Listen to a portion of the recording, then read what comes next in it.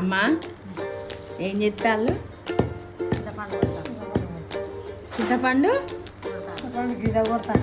ఇప్పుడు చెట్టు నుంచి ఇట్లా కదా తీసేది, తీసి కూర్చొని కొట్టిన తర్వాత అలా మళ్ళీ గింజలు ఉంటాయి.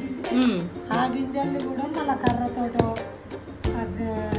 దేంతో స్కూల్ లాంటి దాంతో తీస్తే గింజలు చింతపండు విడివిడిగా దీంతో తీసేవాళ్ళు అప్పుడు కదా మా చిన్నప్పుడు. మళ్ళీ మేము ఇప్పుడు చూస్తున్నాం. ఇది కొనుక్కొచ్చిల్లా? కొనుక్కొచ్చిందేనా? మనకు ఉండేది అప్పుడు చెట్లు. ఎన్ని చెట్లు ఉండేవి చెప్పు మన ప్లేస్లో?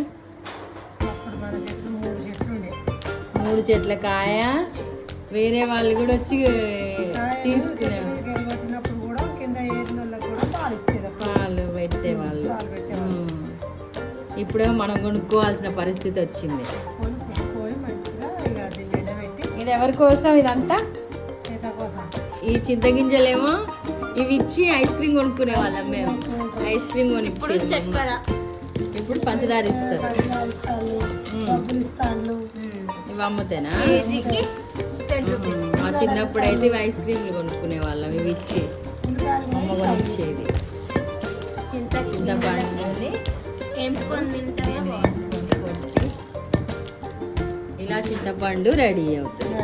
దీన్ని ఫ్రిడ్జ్లో స్టోర్ చేసుకొని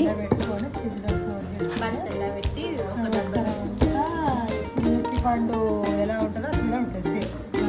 దేశీ పండు చారు ఉంటుందో